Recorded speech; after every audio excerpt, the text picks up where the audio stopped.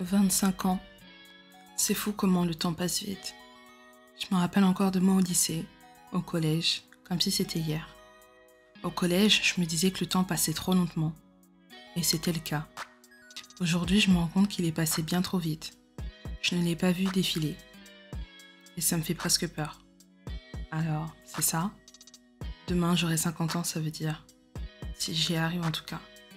Et bien que je suis contente du chemin parcouru, parfois je me dis, est-ce que la moi de 15 ans serait fière de moi? La vérité, je pense pas qu'elle serait très fière. La Neisha de 15 ans était ambitieuse, elle voyait les choses en grand, elle voulait faire de grandes choses, de grosses choses.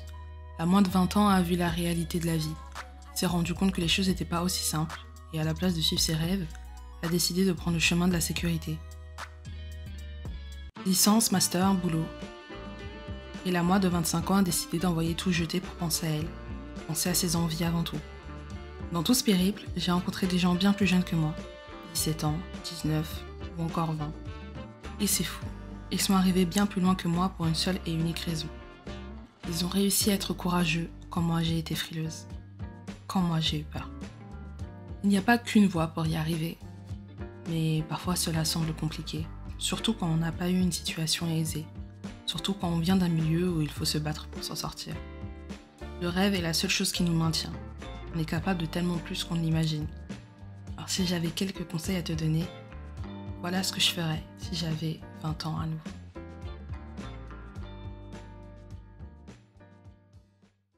En général, quand on est jeune, on n'a pas beaucoup d'argent. Et en réalité, c'est normal. En vrai, ça va avec l'âge.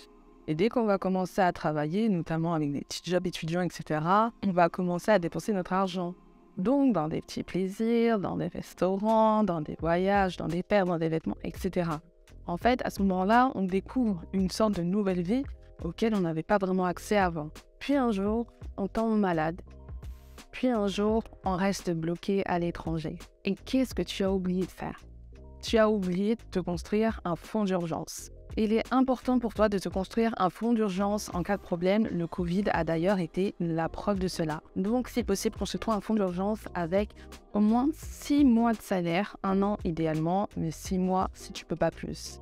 Donc, comment tu peux commencer? En mettant par exemple 10% de ton salaire de côté sur un compte spécial chaque mois. Et ça, cet argent, tu n'y touches pas.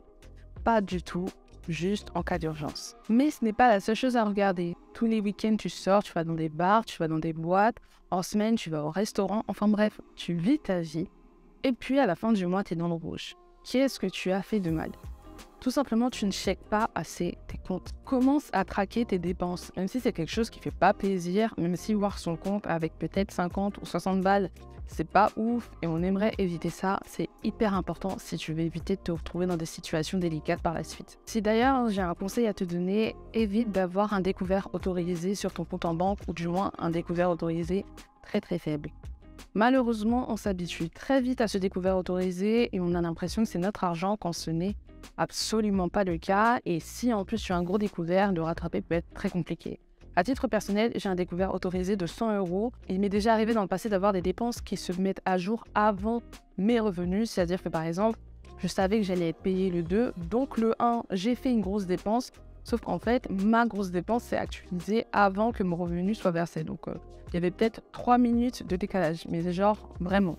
Et du coup, ce qui fait que pendant 3 minutes, j'étais à découvert. Et du coup, pendant 3 minutes, ça a suffi pour déclencher les agios. Et les agios, c'est ce qu'on essaye d'éviter parce que c'est clairement perdre de l'argent bêtement. Donc du coup, maintenant, j'ai un découvert autorisé de 100 € pour éviter justement toutes ces histoires d'agios, etc. Mais globalement, évite les découverts autorisés. Si j'ai un autre conseil à te donner, c'est d'investir. Alors après, je ne suis pas une hyper grande investisseuse. J'ai commencé à investir, mais je ne suis pas la plus grosse non plus.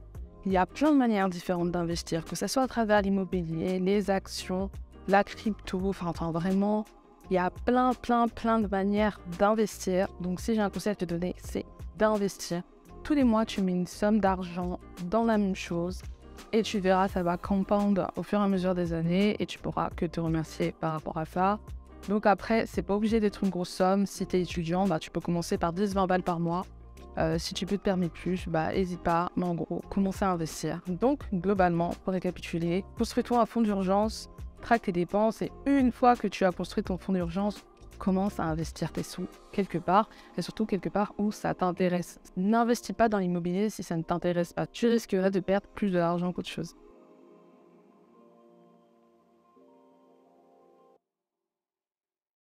Quand on est à notre dernière année de lycée, on a l'impression que tout se joue maintenant. Est-ce que je dois aller en DUT? Est-ce que je dois aller dans une école de commerce, en prépa, à la fac, faire une licence, etc. Bref, on a un peu peur. Ce qui est normal, on nous fait aussi un peu la pression à ce moment-là, en nous faisant comprendre que tout se joue maintenant. Peu importe ce que tu souhaites faire, fais quelque chose dont tu as envie. Envie, c'est très important.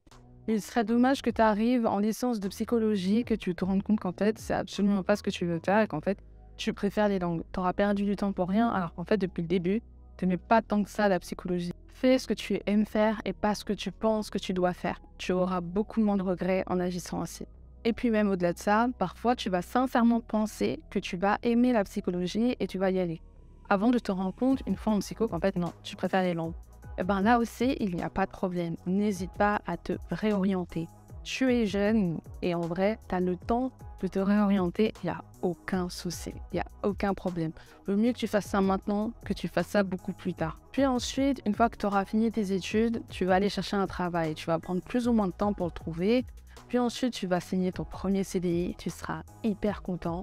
Et puis ensuite, tu vas commencer à travailler et tu vas te rendre compte qu'en fait, les promesses qu'on t'a fait, c'était pas si vrai. Tu vas te rendre compte que l'attitude au travail de tes managers n'est pas ouf et en fait, tu vas te sentir de plus en plus mal, quitte à avoir une boule au ventre avant d'aller bosser. Puis ensuite, tu parleras avec tes collègues et tu te rendras compte que tu es beaucoup moins payé qu'eux. Enfin bref, t'es pas bien. Si à ce moment-là, tu vis encore chez tes parents, n'hésite pas à démissionner. Tu as encore un toit, ce sera pas ouf parce que tu n'auras plus de revenus, mais dis-toi que tu seras au moins logé et nourri. Donc n'hésite pas, démissionne et va voir ailleurs. N'oublie pas qu'au début de ta vingtaine, tu as un âge où tu peux encore prendre des risques. Renseigne-toi sur les salaires de ton secteur, mais surtout n'aie pas peur de parler salaire avec tes collègues. Tu vas souvent te rendre compte qu'il y a des grosses injustices, que ce soit pour toi ou pour eux, et il ne faut pas en avoir peur. Au contraire, ça bénéficie à l'entreprise que vous n'en parlez pas. Enfin, la très grande majorité de tes collègues ne sont pas tes amis, ne leur raconte pas forcément ce que tu fais dans ta vie personnelle et ne les ajoute pas du tout sur les réseaux sociaux. Une bonne partie d'entre eux sont des balances et ça va te foutre dans la merde plus qu'autre chose. Tu étais au lycée, maintenant vous êtes parti, tu avais ton groupe d'amis et vous avez décidé de faire des choses différentes. Et au bout d'un moment, tu te rends compte que vous vous éloignez, que certains ont changé et que tu les vois de moins en moins, voire presque plus du tout. Ne t'inquiète pas, c'est quelque chose de normal. Les gens partent et ressortent de ta vie. C'est quelque chose à laquelle tu vas devoir t'habituer. En réalité, c'est normal que cela arrive parce que quand tu arrives, que ce soit en prépa, à la fac ou autre, c'est quelque chose que tu as choisi et dont tu es amené à être avec des personnes qui ont peut-être plus en commun avec toi que les personnes que tu as rencontrées quand tu étais au lycée ou au collège. Parce que c'est des endroits où tu n'as pas choisi d'être. Ça ne veut pas dire que vos amis ne vous aiment plus ou autre, ça veut peut-être aussi dire qu'ils ont trouvé des personnes avec qui ils fit plus. Et c'est pas grave. Tes amis auront moins de temps pour toi et inversement. Et là aussi, c'est normal et c'est un peu le truc nul quand tu deviens adulte. Chacun se préoccupe de sa propre vie maintenant. Chacun a ses objectifs, chacun a ses études, chacun a ses tapes. Et ça, c'est sans compter les petits ou les petites amies. Ce n'est pas contre vous. C'est comme ça pour tout le monde. Et ça fait chier, mais c'est la vie. La meilleure chose, c'est de trouver des personnes qui sont exactement dans la même situation que vous. À titre personnel, par exemple, une grande partie de mes amis sont en couple. Donc, ils ont d'autres priorités. Et qu'est-ce que j'ai fait ? J'ai rencontré pas mal de nouvelles personnes célibataires. Donc, c'est peut-être retarder l'échéance. Mais au moins, j'ai trouvé des personnes qui, au final, ont autant de temps que moi. Et en fait, je n'ai pas à pleurer parce que mes amis ne sont pas disponibles. On se voit quand ils sont dispo. Et puis, c'est tout. Le reste du temps, j'ai d'autres amis. On a ce truc qui nous dit que quand on est jeune, c'est le moment pour en profiter un maximum. Que c'est là où il faut faire toutes les conneries parce que la vingtaine, c'est fait pour ça et qu'on ne va pas faire ça plus tard. On a également cette chose qui nous dit que quand on a la vingtaine, c'est le moment où il faut bosser de fou, travailler dur, parce que c'est également quelque chose qu'on ne pourra pas faire plus tard.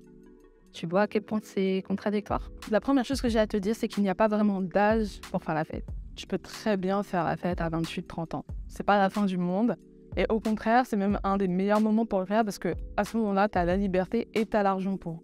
Alors que quand tu es jeune, l'argent, ça manque un peu. Et puis même, en termes généraux, il ne faut pas mettre des âges sur ce que vous pouvez faire ou non. Vous pouvez faire ce que vous voulez à n'importe quel âge. C'est sûr qu'un peu plus tard, quand vous aurez 30-35 ans, vous aurez des responsabilités. Et c'est ça qui va vous bloquer, pas forcément votre âge.